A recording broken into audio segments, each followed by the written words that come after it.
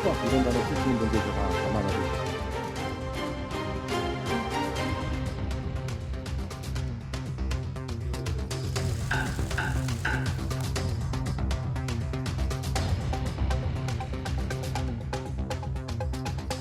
국정 운영에 책임을 진 여당의 전폭적인 양보. 사사건건 새 정부의 발목을 잡겠다는 다수당의 폭거입니다. 시행령에 대해서 수정 요구권 갖는 거는 저는 이제 위헌 소지가 많다고 보고 있고요. 2015년도에 이것과 거의 유사한 유승민 국회법, 그때 권성동 의원께서는 이 법 찬성하셨고. 네, 여의도 사사건건 시작하겠습니다. 전주회 국민의힘 의원 이용우 민주당 의원과 함께합니다. 자, 어서 오십시오. 네, 반갑습니다. 안녕하세요. 자, 월요일에는 저희가 인물을 한 분씩 좀 네. 선정을 해달라 미리 연락을 드리고 있는데, 자, 그래픽을 좀 보면서 이야기를 시작할까요? 전주회 의원은 권성동 원내대표를 선택해 오셨어요. 이유를 좀 들어보겠습니다. 화제성보다는 당위성 차원입니다. 당위 차원이다. 예, 국회가 지금 가동이 안 되고 있지 않습니까? 가동이 안 되는 이유는 법사위원장을 비롯한 상임위원장 배분이 제대로 협상이 안 되고 있는데요. 이제 국민의힘 차원에서는 빨리 원협상이 제대로 돼서 또 빨리 그 뭐 청문회를 할지 뭐 여러 가지 일정이 좀 진행이 돼야 되는 면이 있습니다. 그래서 이번 주에 가장 이제 중요한 것은 뭐 양당 원내대표 간에 이러한 원 구성이 이제 제대로 됨으로써 국민들에게 좀 시원한 소식을 들려주면 좋겠고, 거기에 가장 중심적인 중추적인 역할을 하는 것이 국민의힘의 또 권성동 대표님이시기 때문에 이런 당위성 차원에서 저는 권성동 원내대표님을 픽했습니다. 네. 이번 주 안에 원구성이라는 시원한 소식을 전해드릴 수 있었으면 좋겠다. 국민들도 기다리고 있긴 한데요. 네. 협상이 잘 될지는 잘 모르겠습니다. 입장차가 워낙 커가지고. 자, 이용호 의원은 누구를 골라오셨는지 한번 볼까요? 네, 예상대로네요. 네. 당연한 게 저희 당이 이제 비상대책위원회가 이제 출범을 했고요. 네. 오늘 공식 1차, 2차 회의를 했기 때문에 저희 당이 새로 탄생하려고 하면 무엇을 해야 될지, 이거는 저를 비롯한, 그렇지만 우상호 위원장이 중심이 돼서 방향을 잡는 게 가장 중요하기 때문에 뭐 두말할 것 없이 우상호 위원장이었습니다. 지금 초선 대표로 비대위에 참여하시게 된 예. 거잖아요. 처음에 동료 의원들이 비대위원 맡아달라 이야기했을 때 굉장히 부담스러우셨을 것 같은데요. 많이 부담스러웠죠. 누구라도 그런 일을 맡으라고 하면 쉽사리 그러겠다고 할 수는 없습니다. 그러나 당인의 입장에서 당이 어려움에 있을 땐 나서서 일을 해라고 하면 하는 게 임무라고 생각했고요. 그래서 맡아서 많은 이야기를 듣는다. 그리고 특히 초선들이 요구하는 사안들에 대해서 어떻게 답을 해야 될지 요구를 반영하겠다. 그런 마음가짐으로 임하게 됐습니다. 네. 자, 두 분께서 선정해 오신 인물은 권성동 원내대표 그리고 우상호 비대위원장이었습니다. 자, 민주당 이야기부터 좀 해볼까요? 우상호 비대위 오늘 공식 활동 시작했습니다. 첫 일성 들어보시겠습니다. 윤석열 정권의 대응 방식이 대단히 저는 불안하고 아마추어리즘에 입각해 있다, 이렇게 보여집니다. 방사포 발사와 북한 전원회의 이후의 강대강 대립 국면에서 보여진 영화 관람은 지금 최근의 안보 불안을 잠재우기에는 부족한 것이 아니었나, 이렇게 지적하고자 합니다. 국회를 정상화하기 위해서는 여당의 양보가 선결 과제라고 보여집니다. 법사위의 위상을 바꿔주든지, 바꿀 생각이 없으면 의석 비리에 따라 법사위를 양보하든지 권성동 대표의 입장 변화를 촉구합니다. 네. 오늘 현충원 방명록 또 좀 화제가 됐는데 한번 볼까요? 우상호 위원장 쓰고 있는데 바로 뒤에 이용호 의원 딱 보이네요. 씬스틸러처럼 보이는데요. 방명록 문구는 이랬습니다. 유능하고 겸손한 민생정당으로 거듭나겠다. 유능하고 겸손한 민생정당을 이야기했습니다. 오늘 비대위 첫 회의 때 예. 방점은 어디에 좀 찍혀 있었습니까? 무엇을 해야 될 것인가 했을 때 평가 당연히 해야 되고, 그다음에 평가할 때 모든 가능성을 다 열어놓고 제한 없이 이야기를 해야 된다. 그러나 비판을 하거나 할 때 서로 간에 감정을 상하게 하거나 일정 정도 낙인을 찍는 그런 일은 해서는 안 된다. 그러나 다양한 층위에서의 평가, 모든 것을 다 열어놓고 당이 새로 태어나는 모든 것들을 다 검토한다. 이런 입장이었습니다. 네. 전당대회 준비위원장에는 안규백 의원을 선택했고 선거관리위원장은 도종환 의원 낙점을 받았어요. 전준위에서는 경선 룰도 논의를 해야 될 것 아닙니까? 해야죠. 네. 관련해서 워낙 당내에 지금 여러 의견들이 있는데 저는 아주 많은 의견이 있다고 생각하지는 않습니다. 가장 중요한 거는 저희 당이 당신과 민심이 많이 괴리되어 있는 상황이 있었습니다. 그 원칙을 당신과 민심이 괴리되어 있는 상태로서 당신만으로 간다면 집권당이 되지 않겠다는 소리하고 똑같은 소리가 돼버립니다. 네. 그러기 위해서는 당신과 민심의 괴리를 어떻게 줄일 것인가, 그 문제를 놓고 풀면은 여러 가지 입장들이 간략하게 정리가 될 수 있습니다. 물론 논의를 많이 해봐야 되겠지만 가장 중요한 원칙이 뭐냐, 이걸 선정함에 따라 가지고는 크게 논란이 될 일은 아니라고 생각합니다. 그러니까 민심이 당내 민주주의에 충분히 반영되어야 한다. 이런 원칙은 뭐 너무 아름다운 이야기인데 이 자체에 대해서는 이견이 없겠습니다만 구체적으로 경선 룰 이야기를 하자면 유불리라는 게 계산이 될 거 아닙니까 나중에는. 출마자가 정해져 있다면 유불리가 나오겠죠.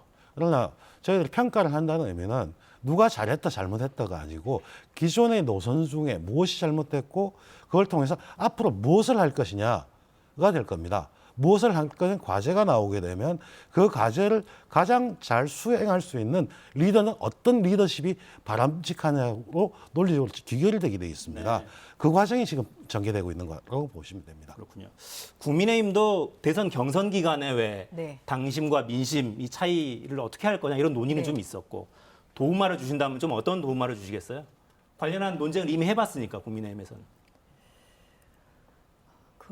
이게 어떠한 이제 결과를 좀 예측하고 어떠한 뭐 결과에 좀 뭘 예정하고 있다 이제 이런 인상을 준다고 하면은 이제 각 뭐 당권 주자들 간의 불협화음이나 아니면은 또 어떤 신뢰관계가 깨어질 수 있겠죠. 네. 그래서 저희가 그 당시에 이제 해보기로는 사실 모든 후보들을 만족시키는 경선률은 없습니다. 그렇죠. 예, 본인들에게 다 유리하게 이제 하자 이런 것인데요. 이제 그런 과정에서 결국은 얼마나 그 경선률을 만드는 이런 선관위원회가 중립적이고 또한 공정하게 움직일 수 있느냐, 사실 그런 신뢰감을 주는 것이 가장 중요하다고 생각합니다.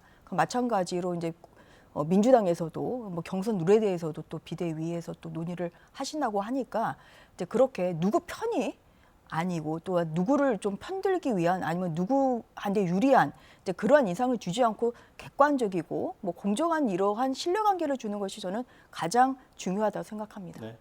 지금 이제 이용호 의원 말씀하시는 걸 들어보면 일정하게 그 대의원들의 표와 당원들의 표 이 등가성이 너무 다르다. 이런 논의들은 있어왔고 그런 주장이 일정하게 합리적이라고 판단하시는 것 같군요. 일부 합리적인 게 있고요. 그다음에 역사성이 있습니다. 대의원 제도 같은 것들 경우에 우리 당이 취약한 영남 지역이라든지 당원이 거의 없는 지역에서 그걸 보정하는 역사성이 있었습니다. 네. 근데 그 역사성을 평가해서 지금은 어떤가 다시 해서 충분히 합리적인 방안을 도출할 수 있는 것입니다. 네. 그러니까 국민의힘에서도 이제 그런 게 있었거든요. 이제 국민의힘은 반대로 이제 호남 그 당원들 책임 당원의 숫자가 굉장히 적고 그리고 또 반대로 뭐 경북 지역이랄지 경남 지역의 또 당원 수가 굉장히 많기 때문에 이제 그런 면에서 결국은 결정권을 행사하는 것이 결국은 어떤 특정 지역 아니냐 이제 여기에서 굉장히 등가성에 대한 여러 가지 고민들이 있었죠. 네. 그래서 마찬가지로 이제 민주당은 좀 국민의힘과 반대 입장이기 때문에 뭐 그러한 논의를 좀 거쳐서 좀 더 객관적이고 공정한 룰을 만들면 좋겠다 그렇게 생각합니다. 근데 한편으로는 어려운 시절에 당을 계속 지켜오고 성장시켰던 그 오랜 권리당원들 이분들의 의사를 그럼 적게 반영하자는 거냐 이런 반론도 또 가능해 보입니다. 한편으로. 그거 자체를 논의를 해서 그분들도 받아들일 수 있는 안이 있습니다. 예를 들면 우리 당에서 경기도 경선을 할 때 김동연 후보가 누가 봐도 불리하다고 생각하는데 50도씩 그냥 받아들였습니다. 근데 왜 1차 투표에서 가반을 했을까요? 우리 당에 오래 있었던 원로들조차도 선거를 어떻게 치러야 되고 우리 당이 나갈 방향에 대해서 합리적 판단을 하시는 분들입니다. 대의원들은 그만큼 또 역사성을 가지고 있으신 분들이고 그런 걸 다 같이 고려해야 되는 것이죠. 네. 진짜 합리적으로 이렇게 됐으면 좋겠는데 최근에는 약간 좀 감정 섞인 이런 글도 좀 오가고 있어서 논의가 진행되는 건 봐야겠습니다. 이건 좀 여쭤봐야겠어요. 그러니까 전당대회 준비위 위원장도 지명이 됐고 선거관리위원장도 지명이 됐는데 선거 평가도 중요하잖아요. 그러니까 뭐가 문제였는지 진단을 해야 그다음에 처방이 나올 테니까 선거 평가도 해야 되는데 선거평가위원회는 아직 지명이 없어요? 사람을 구하는 상태라고 보시면 됩니다. 뭐 내부에서 평가할 수 있는 일은 아니고요. 네. 외부의 객관적인 분들 선임을 해야 되고 평가위원도 필요할 것입니다. 찾고 있는 상태고요. 그러나 평가위원회가 구성된다고 거기서 다 하는 것이 아니고요. 사실은 보면 각 의원들 집단부터 평가 토론회가 열리고 있고 각 지구당, 그다음에 지역당, 경기도당, 뭐 서울시당 나름대로 자신들이 평가한 것들이 있습니다.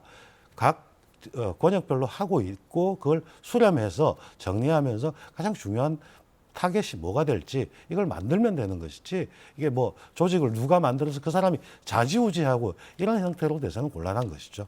선거평가위원장은 당 밖의 인사에게 맡긴다 이런 공감이 비대위 안에 좀 있는 거죠. 어느 정도 있습니다. 구체적으로 거명되는 분들은 있는 상태고요. 아직까지 뭐 말씀드리긴 곤란한 상태고요. 네. 특정한 분들 후보를 놓고 접촉을 해보거나 이런 과정에 있다 이렇게 이해해도 틀리지 않을 것 같군요. 자, 조금 전에 그 공개 발언을 보면 윤석열 대통령 주말 영화 관람 네. 비판 발언이 나왔어요. 매우 실망스러운 행보다 이렇게 우상호 비대위원장이 평가했는데 이 부분 어떻게 좀 받아들이십니까?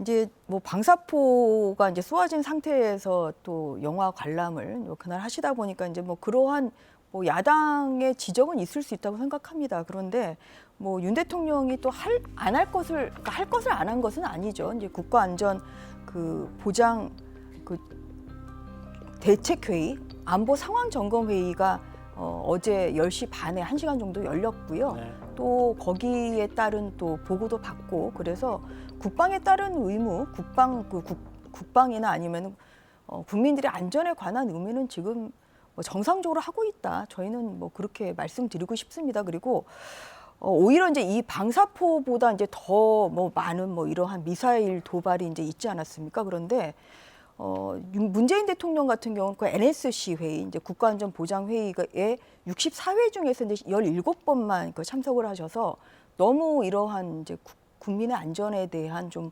불감증이 있는 거 아니냐 이런 비판의 소리가 있었던 만큼 저희 이제 윤석열 정부는 국가안전보장회의에 그 조금 더 정말 적극적으로 더 참여를 하고 또한 뭐 국민들의 안전에 소람이 없도록 해야 되겠다. 이제 그렇게 생각하고 있습니다. 그리고 미사일 발사에 대해서 사실 문재인 정부에서는 발사라는 말도 못하지 않았습니까? 그러니까 도발이라는 말도 못하지 않았습니까? 그런데 윤석열 대통령은 도발이라는 말을 하고 있고 그렇기 때문에 어떠한 그런 국민들의 안전과 국가의 안전에 대한 의식에 대해서는 굉장히 철저하게 생각을 하고 있고 여기에 따라서 국민들이 불편하시거나 우려하시는 일이 없도록 더욱더 소홀함이 없도록 하겠다는 말씀을 드립니다. 네.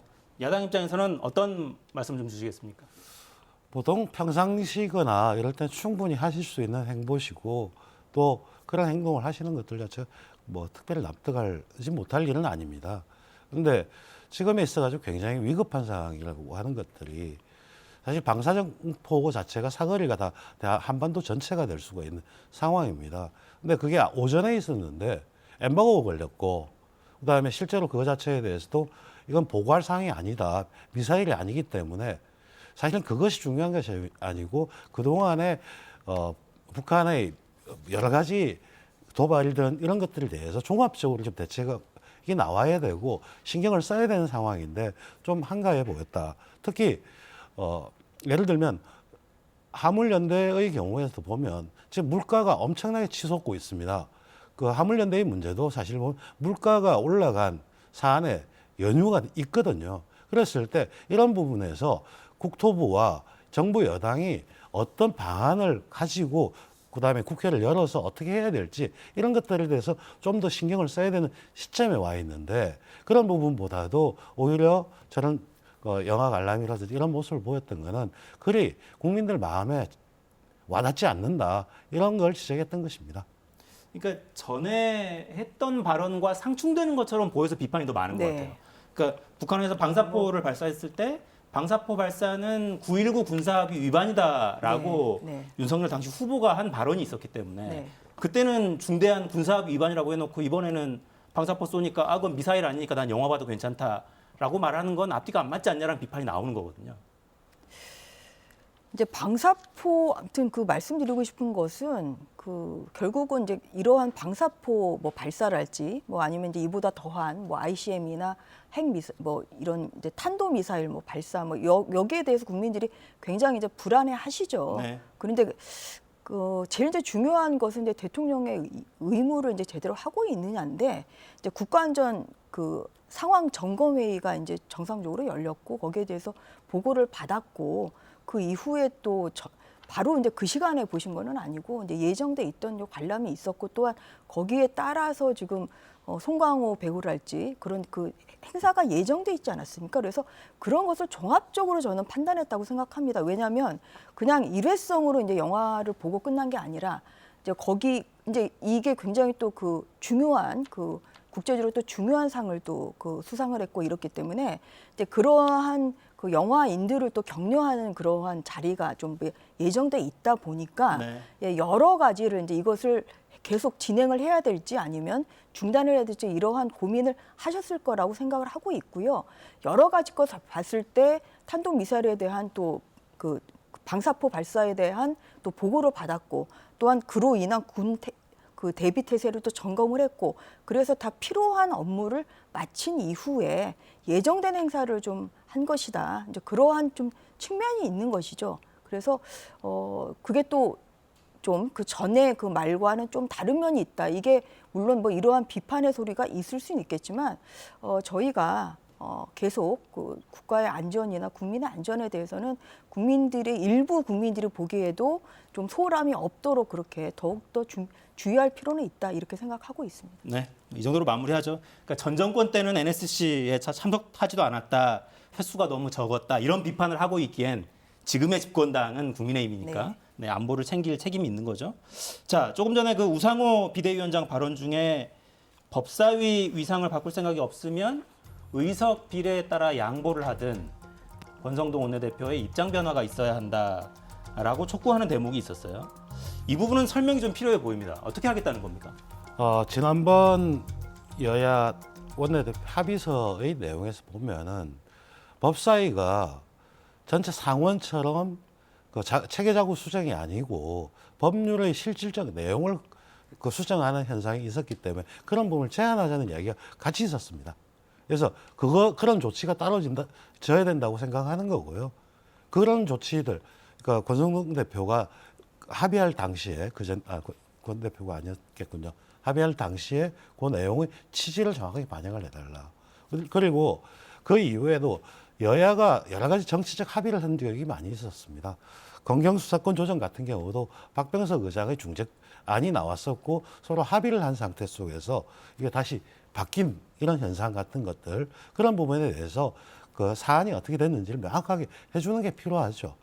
그래야지만 뭐 협상이 더욱더 진행할 수 있는 거고 현재 여야 원내대표가 만날 예정이 있기 때문에 협상 내용이 있기 때문에 저희들이 이제 더 이상 그거에 대해서 말을 하기는 어렵습니다만은 저희들도 빨리 국회가 열리고 민생으로 전환해야 된다는 대원칙 그리고 그동안의 국회가 운영된 방식에 대해서 서로 간에 존중을 해야 될 부분들 합의 내용 이거는 그 합의 정신 같은 것들 지켜져야 되지 않느냐 이런 것들을 말씀한 거라고 네. 생각합니다. 그러니까, 저희는 절대로 그 부분은 동의할 수가 없습니다. 그러니까 좀 실망스러운 것은 이제 우상호 비대위원장의 일성이 결국은 여당이 양보를 해라. 지금 이런 얘기를 하는 거 아니겠습니까? 그리고 작년에 이루어졌던 이런 법사위원장에 대한 합의를 지금 깨는 말을 똑같이 그 전임 비대위원장과 같은 수준에서 한다는 것은 이제 여야 간의 협치가 사실 굉장히 어려워질 수가 있고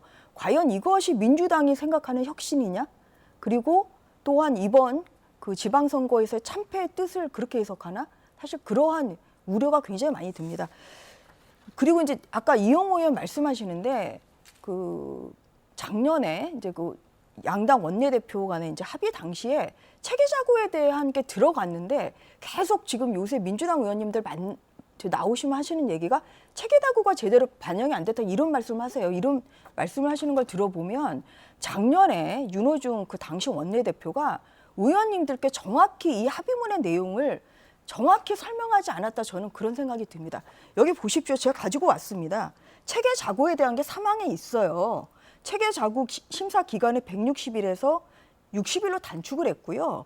그리고 또 체계와 자구의 심사 범위를 벗어나 심사해서는 안 된다. 이렇게 다시 한번 명식으로 못 박는 이러한 체계 자구에 대한 것이 민주당의 요청에 따라서 작년에 합의문 3항에 이게 들어가 있습니다.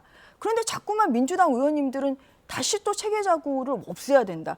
이게 다 작년에 이게 다 들어갔던 것이고요. 그렇기 때문에 이 합의문에 지금 2항에 보면 하반기, 후반기 법사위원장은 국민의힘이 맡는다 이렇게 되어 있습니다. 그래서 결국은 이번 그 선거에서 국민들이 그 내리신 뜻은 한편으로는 국민의힘에 그 윤석열 정부에게 열심히 일해봐라 하는 격려의 의미라고 저는 생각합니다. 저희가 잘한 것이 아니고 국민들께서 한번 기회를 주셨다고 생각합니다. 그리고 민주당에는 또 채찍을 드셨다고 생각하는데요.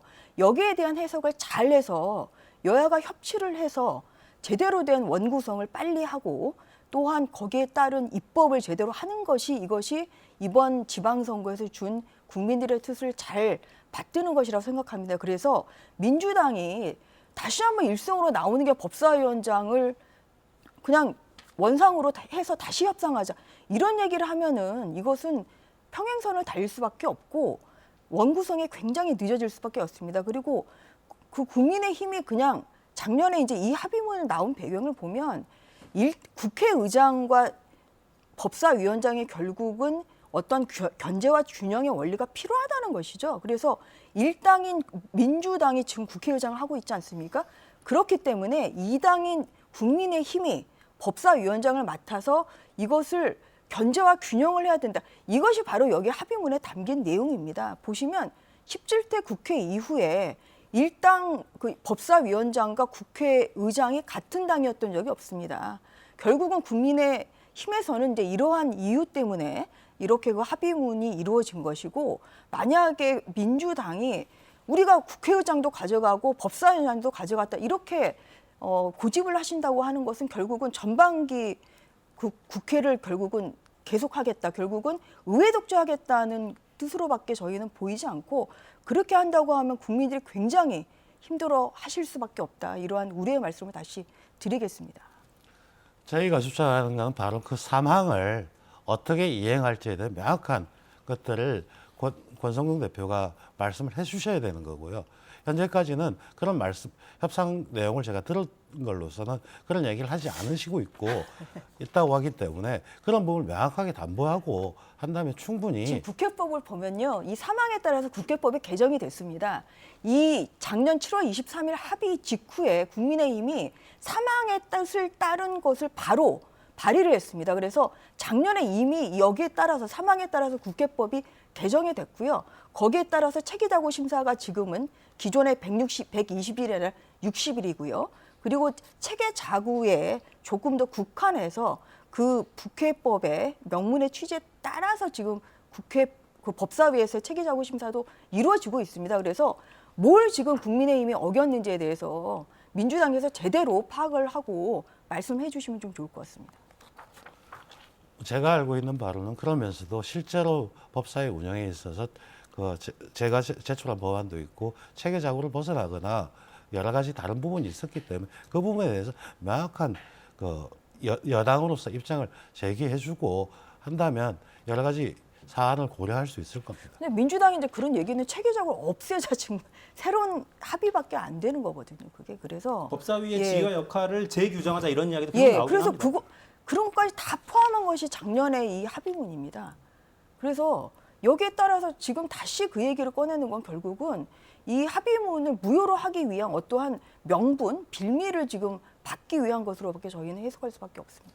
자, 이 주장은 서로 지금 계속 오가고 있으니까 제가 이용호 의원한테 질문을 이렇게 한번 드려보겠습니다. 상황이 이렇게 장기화되면 사실 정권 초반에 거대 야당이 있는 의회 이 질서는 야당의 시간일 수 있을 것 같거든요. 한편으로는. 더구나 지금 국무위원 후보자들 인사청문안도 계류가 돼 있고 인사청문회도 못 열리고 있단 말이죠. 사실 소수 여당 입장에서는 이게 오래되면 이 상황이 오래되면 국정 발목 잡기라고 프레임 씌우기 딱 좋고 받아들여져서 법사위원장을 넘겨받아도 좋고 그러니까 그냥 꽃놀이 팬 것 같아요. 생각해 보면 오히려 더 부담스러운 상황 아닙니까? 그런 측면이 있는 건 사실입니다. 그리고 최근에 화물연대 문제라든지 민생 문제 같은 경우는 국회를 열었어야 되는데 실제로 어제 논란이 있었던 잠정 합의라고 하는 것에서 그것이 뭐 최종안이 아니고 실무진에서 논의된 거든 아니면 뭐 국민 그 화물연대가 주장하듯 국민의힘의 반대에 부딪혀서 바뀌었든 사실은 그런 것들을 빨리빨리 해야 되는데 정부 여당의 입장에서는 그런 것들의 성의가 별로 안 보인다. 오히려 그런 부분이 있다 보니까 잘못 의도가 그렇게 해석될 수도 있다고 보입니다. 저희들도 그걸 유념하고 있습니다. 그러니까 그런 것도 이제 체계를 하려면 결국은 국토교통위가 구성이 돼야 되거든요. 그런데 지금 아무런 뭐 위원장을 누가 하실지 뭐 국민의힘이 할지 아니면 민주당이 하실지 하면 또 어떤 의원님 하실지 아무것도 지금 안 정해져 있고 그리고 뭐 그러다 보니까 지금 국토위원들도 지금 누가 하실지가 양당에 아예 지금 정해지지 않은 상태입니다.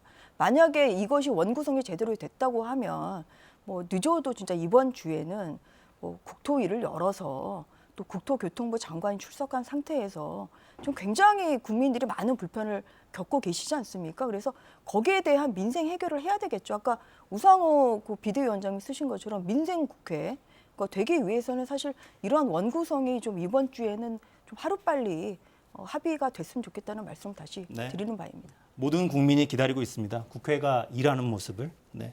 이거 하나만 제가 질문을 추가로 드리고 민주당 이야기 마무리했으면 좋겠네요.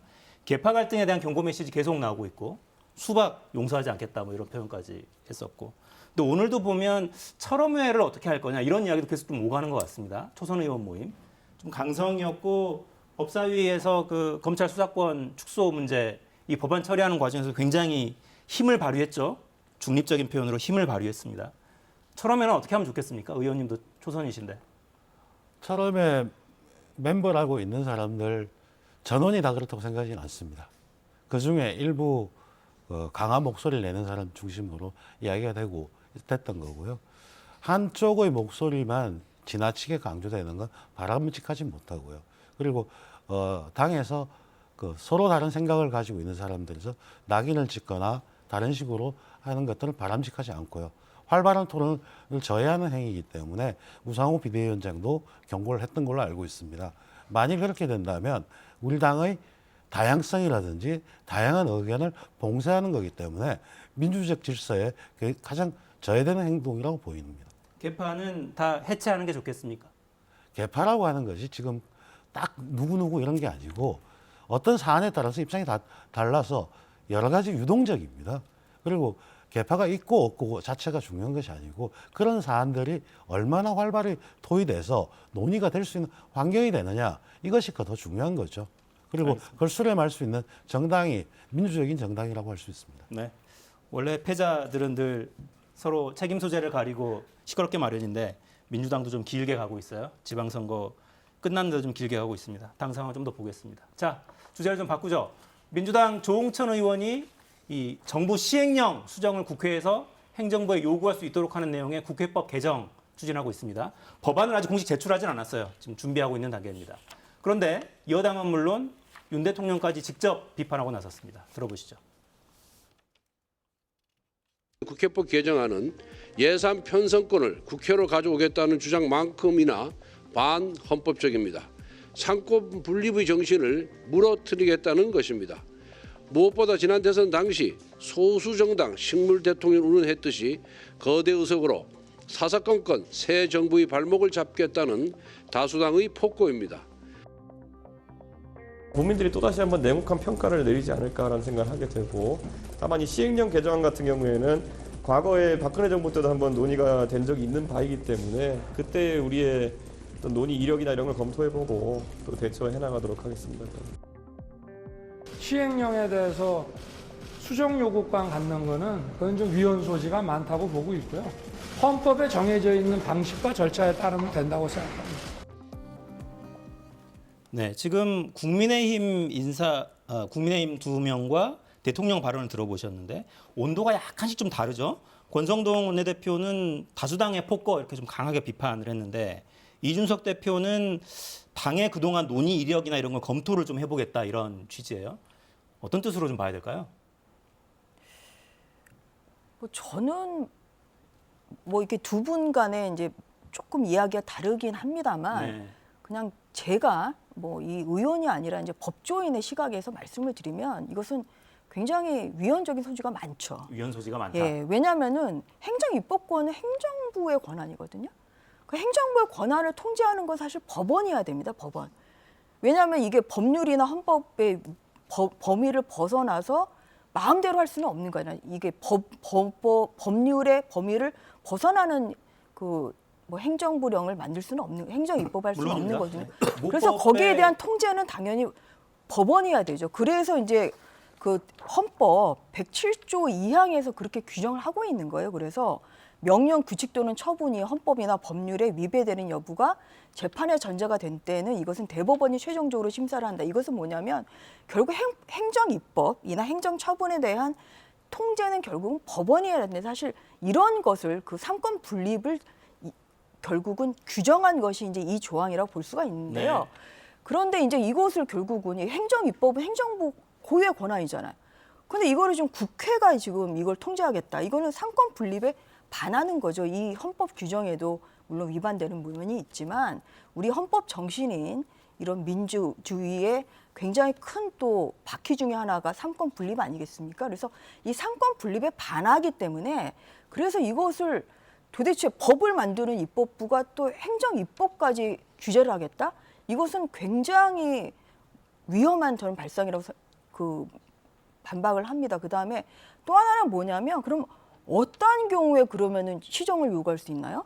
저는 제가 아직 아직 뭐 발의되기 전이라고 뭐 말씀하시니까 발의되고 나서 보겠습니다만 국회 그냥 마음대로 그냥 그럼 민주당 마음대로 내가 행정입법 마음에 안 들면 그냥 시정 요구할 수 있는 건가요? 사실 지금 그렇게 되는 것이 지금 민주당의 그 어떠한 그런 생각 아닌가 싶습니다. 그러니까 어떠한 것을 행정입법에는 통제를 하기 위해서는 거기에 굉장히 정확한 요건이 있어야 돼요. 만약에 이것을 입법한다 하더라도.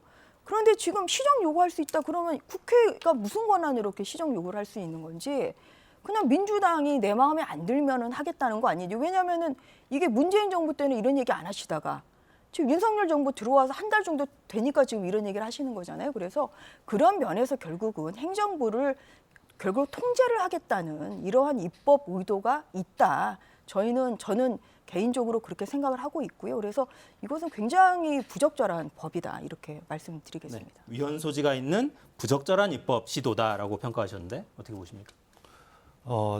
이게 이제 이준석 대표가 그렇게 발언했던 이유 자체가 2015년에 국회에 통과됐던 법률입니다. 유승민 대표가 원내대표였을 때 그리고 박근혜 대통령께서 거부권을 행사했던 법안입니다. 이 사안이 왜 등장을 했냐면 국회에서 법에 의해서 시행령이나 위임을 할 수 있습니다. 근데 위임의 범위를 벗어났을 때 물론 법원에 통해서 한다면 시간이 굉장히 많이 걸리게 돼 있는데 최근에 벌어진 현상 중에는 보면 법의 근거가 명확하지가 않은 상태 속에서 시행령을 통해 가지고 조직이 만들어지거나 이런 경우가 생기는 것입니다. 그랬을 때 국회에서 이 법의 범위가 어떻게 된다는 것 빠르게 교정을 할 수 있는 그런 것들이 필요했던 거고요. 그리고 저는 솔직하게 말씀드려서 대통령님의 말씀 자체가 굉장히 부적절했다고 생각합니다. 국회에서는요 모든 것들은 다 논의가 될 수가 있습니다. 지금 전 의원님이 말씀하셨던 그 부분도 그 법안을 놓고 아까 요건을 어떻게 할 것이냐 다 심의를 해야 되는 그런 상태인데 법안을 제출한다는 소리가 나오자마자 위헌이다 이렇게 돼버리면 가이드라인을 준 거거든요. 그런 법 내지 마라. 이게 과연 그 행정부에서 할 수 있는 그 발언인가 이 부분에서 심각하게 의문입니다. 저는 그래서 법사위원장이 굉장히 중요하다고 보는 거예요. 지금 조홍천 의원님이 내시는 이런 법안이 지금 법사위원장을 결국은 민주당이 가지게 되면 이거는 제2의 검수완박법이 훨씬 될 수 있습니다. 어떤 그런 그 국민의힘이 지금 의석수가 굉장히 부족한 상태에서 지금 모든 상임위에 다 다수석을 지금 민주당이 가지고 계시고 그런 상황에서 지금 통제할 수 있는 아무런 지금 권한이 없습니다.